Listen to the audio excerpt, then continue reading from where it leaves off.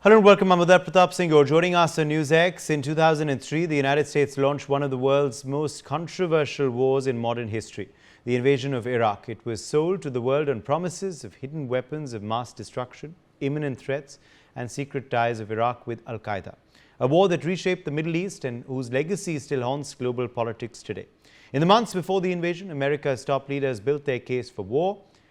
In fact, in 2021, Bruce Riedel, who served as an analyst at the CIA and as Bush's advisor during 9/11, recounted what happened in the aftermath of the September 2001 attacks.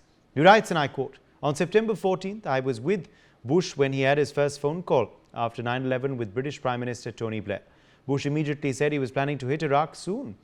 Blair was audibly taken back. He pressed Bush for evidence of Iraq's connection to the 9/11 attack and to Al-Qaeda. Of course, there was none, which British intelligence knew."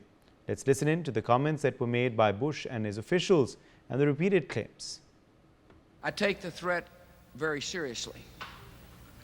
I take the fact that he develops weapons of mass destruction very seriously. Simply stated, there is no doubt that Saddam Hussein now has weapons of mass destruction. That people want to be free, and given the chance to throw off a brutal dictator like Saddam Hussein, people will rejoice. And that wasn't even the end of it. U.S. Secretary of State Colin Powell went before the United Nations Security Council holding up slides and sketches of what he called mobile labs. Powell also claimed that Iraq possessed the biological weapon anthrax, which could be delivered against Iraq's neighbors or the U.S. by unmanned aerial vehicles. He also held up a small glass vial as proof. Let's see an excerpt of that. Iraq's behavior demonstrate that Saddam Hussein and his regime have made no effort to disarm as required by the international community. Indeed, the facts and Iraq's behavior show that Saddam Hussein and his regime are concealing their efforts to produce more weapons of mass behavior. Well, the message in 2003 was clear and unrelenting. Saddam Hussein was armed with WMDs. He was dangerous and actively colluding with terrorists. But the facts today tell a very different story. UN weapons inspectors led by Hans Blix repeatedly reported they found no evidence of active WMD programs. The now infamous Yellow Cake uranium documents, cited as proof of Iraq's nuclear ambitions, were exposed as crude forgeries. And the 9/11 Commission concluded there was no credible evidence of operational ties between Saddam Hussein and Al-Qaeda. When U.S. forces had invaded in March 2003, Baghdad fell within weeks, but no weapons of mass destruction were ever found. Instead, Iraq spiraled into insurgency, sectarian violence, and chaos. Al-Qaeda in Iraq emerged, eventually giving birth to ISIS. The cost was staggering. More than 4,000 American soldiers killed, hundreds of thousands of Iraqis dead, millions displaced, and a Middle East destabilized for decades. The Iraq war began with certainty from Washington. This, of course, is the curriculum vitae of the United States of America. As it blames India for fueling the Russian war, here's a war where 1 lakh people were killed that was started on false suspicion and fabricated documents. So now again, as happened then, was a man brandishing the might of America, taunting his guns at the world from his White House. This time it's President Trump and his tariffs being paraded as the ultimate punishment for those who have wronged Trump's fragile ego. But the world is, of course, different now. The other countries may not have spoken up then, but now many will stand up to American bullying. This time, better partnerships will be forged based on mutual commitment to improving human lives rather than the diktat of a superior economy or a military regime. Dow Bando, political writer and former special assistant to President Ronald Reagan, is joining us live. Welcome. Thank you very much for speaking with us on Newsx. Dow Bando, what do you make of, many who now are critiquing the U.S. and the U.S.'s hypocrisy, showing a mirror to what actually transpired when the U.S. invaded Iraq for WMDs, something which didn't turn out to be very accurate later? Well, that was a very poor episode for the United States. And it's no surprise that other countries would look back at that when they see the Trump administration, because President Trump has taken the idea of bullying and coercion on the international stage to a new level. and done it not only against the countries that he views as adversaries, but doing it against countries that long have been viewed as friends and allies, which is quite a change from most administrations. Yes, indeed. Also, Darbando, do you believe this, the tariff threats and of course also the pressure tactics that the US these days is exerting will be leading to new friendships, new relations emerging across the world? I think over the long term, they're very likely to backfire. We've seen that with the elections in Canada and Australia, which delivered governments that would be less friendly towards the Trump administration. I think we see that with your own government that responded by coming up with a kind of a closer relationship, perhaps, with both China and Russia. I think we are going to see that elsewhere, that countries are going to look to support one another. Even some talk of Europe wanting to work on trade issues with other countries, including China. These won't all be easy to do, given other interests and differences among the countries. Nevertheless, I think we see a lot of countries looking towards finding support elsewhere to balance against the United States when it starts behaving this way. Also, Mr. Bando, let me ask you about the US-India relationship. Where do you see ties between the two countries headed now in the near future? And are you a bit disappointed at how the US has treated a steadfast ally and friend with the stance that it's taken? Oh, I think it's a great mistake. In my view, number one, the tariffs are bad economic policy. I think they will hurt the United States as well as the countries they are being applied on. And in my view, over the long term, a better US-India relationship is beneficial for both countries. And to build that better relationship, there has to be a respect for one another. The U.S. certainly is going to have some differences with the Indian government and the Indian government with the U.S. government. But applying economic warfare, especially when it's pure hypocrisy, because of course it is supposedly in response to Indian purchases of Russian oil, but China purchases Russian oil, Turkey purchases Russian oil, Brazil and other countries purchase Russian oil, yet the president has not applied extra tariffs to them. So this policy makes no sense, in my view, in terms of what it's stated to do. Okay. And it's clearly undercutting the relationship between the U.S. and India, which, as I indicated, I think is a problem on both sides. Let me ask you then about what will be needed to reset, U.S. and India ties going forward. Well, it's certainly going to require, number one, I think, pulling off the oil-oriented tariffs, that is the 25% imposed as a penalty. It also requires an agreement on trade between the two countries. I think that is certainly possible, that it's in both countries' interest to have a good trading relationship. And it's going to require the U.S. government to treat New Delhi, I think, with a bit more respect, that to be loading up with sanctions and to be denouncing the Modi government is not helpful for the relationship.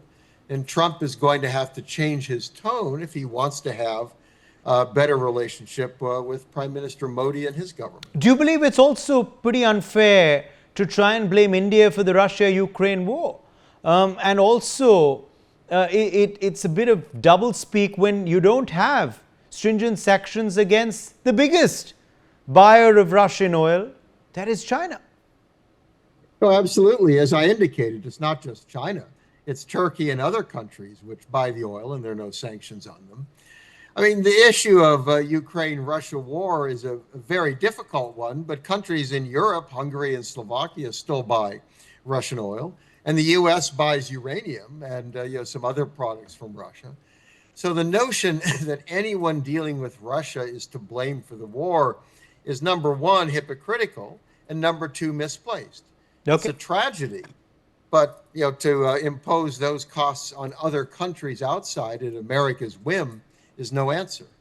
All right, Joe Bando, thank you very much for joining us with your perspective on that big story. Let me also bring in now Derek B. Miller, author and director, The Policy Lab, who's joining us live in the broadcast as well. Thank you for being with us today on Newsx. Derek Miller, how do you react to this hypocrisy that many would point out vis-a-vis the US? This mirror that many want to show to the United States of America, and its double speak, where we have had in the past the US invade Iraq on flimsy and false reasons. So can the US really preach to others on conflict? Well, I think this issue of preaching and tone is a different matter than the substance. The preaching and tone is inappropriate, and it's not really a matter for professionals in international diplomacy to conduct themselves that way. So that's one matter aside. But there's the parallel that's being drawn between 2003 and now, I think, might be a bit misplaced. And I think the emphasis is what I would put is here. Back in 2003, the way that we in the United States were deceived and the way that we were affected was at a profound institutional level. That is to say, the various instruments of government that work together in an ideal sense. This doesn't happen all the time, but in an ideal sense, the State Department, CIA, the embassies, the think tanks, the university professors, the specialty desks at various of our departments, they come together and they help provide and structure policy.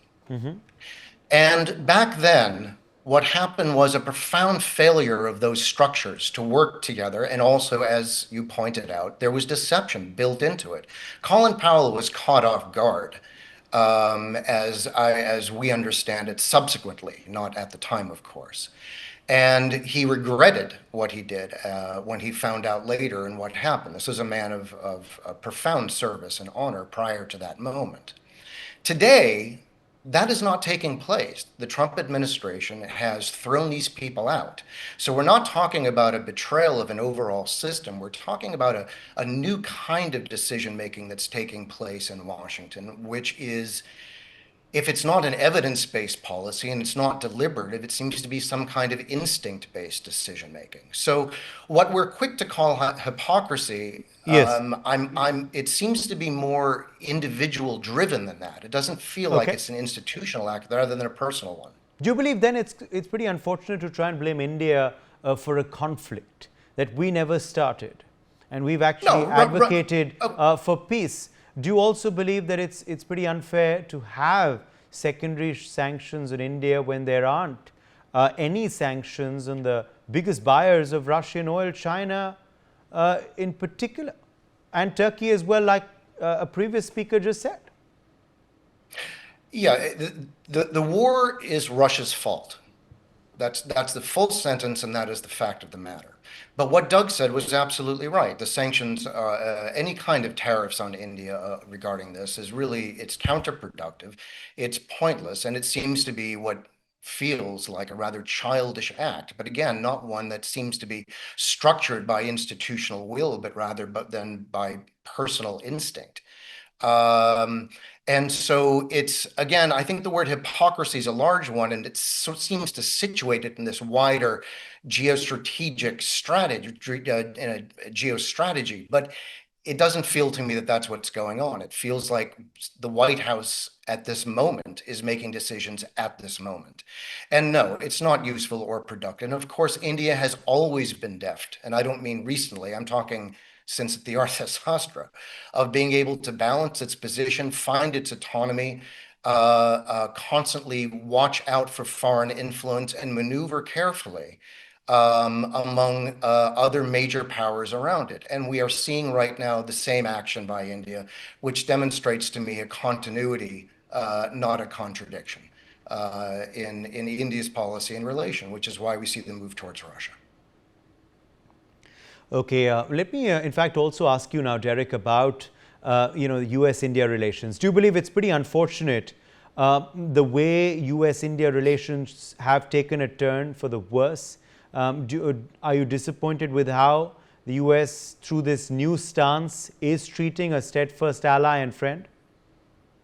Well, of course. I mean, listen, the U.S.-India relationship has always been challenging, but India's relationship with China and Russia has been challenging, and it's the nature of the beast.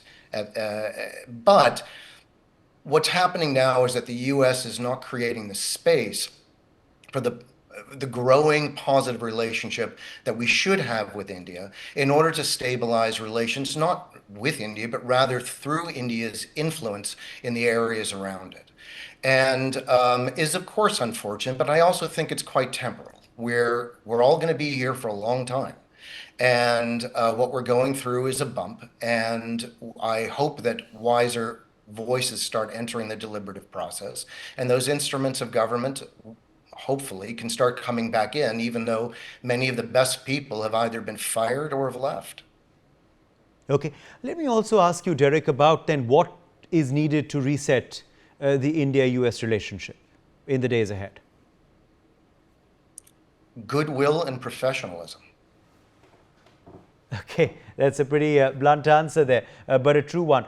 Derek, also, as far as the US is concerned, are you wary that the tariff stance, and the recent statements could jeopardize a lot of relations of the US with other countries? There could be new relations forming in the days ahead across the world. New relations are forming, I think, not so much because of the tariffs, although, yes, of course, you're absolutely right, that is happening right now. But the longer issue is how stable is the U.S. as a partner in commerce and diplomacy? How steadfast is it to its allies? And these are questions that actors, for example, those within NATO, have not asked themselves in the past in the way that Trump is forcing them to ask themselves presently. That does not mean it's a weakening of the alliance, but it does mean that when you start asking certain kinds of questions, it begins to change the conversation agenda and the presumptions that organize and animate action there. I think that in the long term, we might see, we're hopefully going to see a return of that, forgive me for repeating myself, but the higher levels of professionalism one would expect from the United States, whereby even when you disagree, you at least understand how and why it is those decisions were made, and you're dealing with people who are serious in order to be able to make adjustments and corrections along the way. Derek Miller, appreciate you joining us with your perspective on this big story. Pleasure. Let me join now Professor Madhav Nalapath, Editorial Director of the Sunday Guardian, into the conversation. Professor Nalapath, many are in fact showing a mirror to the US now. Based on how they are trying to preach peace to many across the world, and forget what happened earlier with the invasion of Iraq and what the reasons were cited for the invasion and what turned out to be the truth later. Look, the fact of the matter is the US knew very well there was no WMD in Iraq. President George W. Bush, he basically, there was a certain sense of personal vendetta. He thought Saddam Hussein had been planning to assassinate his father, which of course was again fiction. But the reality is, if the US really believed there was WMD in Iraq, it got supply trains several miles long. Which army in his right mind is going to have supply trains several miles long in a hostile country, or rather ruled by a hostile power, who has access to WMD? None. So the reality is George W. Bush knew from the beginning that Russia had no WMD, but he wanted an excuse to attack Saddam Hussein, diverted attention from Afghanistan, which is really the hotbed of Al-Qaeda, and responsible basically as the base for operations regarding 9/11. But I only want to say that, one parallel can be drawn here. I think President Trump knows full well that India is not fueling the war in Ukraine. I mean, certainly not to the extent some other countries are, but he needs some excuse. George Bush needed an excuse. WMD was an excuse. He needs an excuse to levy tariffs on India. And as in the case of George W. Bush, it's entirely some personal issues of pride and ego. I don't know what they are that are, in my view, driving this policy. And I certainly agree with our American colleagues that the sooner this policy course is abandoned, the better. And India-US relations over the long run have to be stable because of the threat from China. But the reality is that the damage President Trump is doing to it is looked at with great glee by one country, and that is China, and of course Russia, because of the Ukraine war. So I just want to say, Uday, that just as George W. Bush knew there was no WMD in Iraq, I would like to say that Donald Trump knows that what he's saying is fiction. Okay. But he Yes. needs some excuse to levy these tariffs, and this is his excuse, not WMD, but fueling the Iraq war. You know, I was just going to say that the fueling the Russia war, is that an unfair allegation on India when action is not being taken against China and others, and also the Russian president is being met and hosted in Alaska? You're absolutely right. I mean, India had nothing to do with the Ukraine war. It did not cause it, and it's not in a position to stop it. But the reality of the situation is Trump wanted an excuse. President Trump wanted an excuse. And for those in India who have been admirers of President Trump, in my case, right from 2015 onwards, as you can see from my writings and television appearances, it's a great disappointment to see President Trump behaving the way he has been behaving over the past few weeks. And I hope the real Donald Trump comes back and we get that real Donald Trump back, because that is a very sensible individual, where this person is taking a sledgehammer to US relations with countries that are very much needed. I mean, the Japanese, the Koreans, the various other, the Canadians, and the Indians. I mean, I personally feel the sooner he gets off this, God knows why, why he is doing all this. But I think there's nothing to do. He knows that the reasons given are not correct, but he's doing it out of some sense of personal pique and some personal ego issues, which I frankly am at a loss to understand what they are. Yes. What is needed then to reset this partnership, Professor Narapat, in the days ahead? Look, what is needed... We've seen a new ambassador being appointed as well today. Well, the advantage of the new ambassador is he's got direct line to President Trump. So in that sense, I certainly welcome that. And I'm glad that finally there's a U.S. ambassador in residence in Delhi, because that had not been the case for quite some time. And I think that ensured that the ties were not as strong as they ought to have been. So I'm very glad about that personally.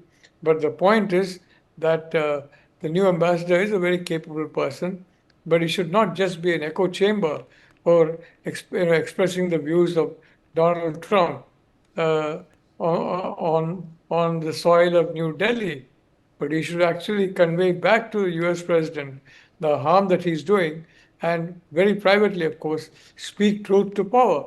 If he does that, he would have basically done a lot to basically help the United States. Forget about India, the United States, because India is an essential partner where keeping the Indo-Pacific free, open, and inclusive, in the words of Prime Minister Modi, is concerned. And the Indo-Pacific is a critical waterway. The Chinese are looking to control it, and subsequently they'll move on to the Atlantic. So I think from all points of view, I would like to say the reset is needed. And I think that means President Trump has to somehow get off this current mood and get over ego and pique, because these factors have a relationship when, interpersonal relations, I mean, between friends and all that, they should not have a strategic impact of the kind that Donald Trump is trying to, cause. Thank you. All right. My thanks to you, Professor Narapat, for joining us with your perspective on this big story. Let's take a very short break on that note.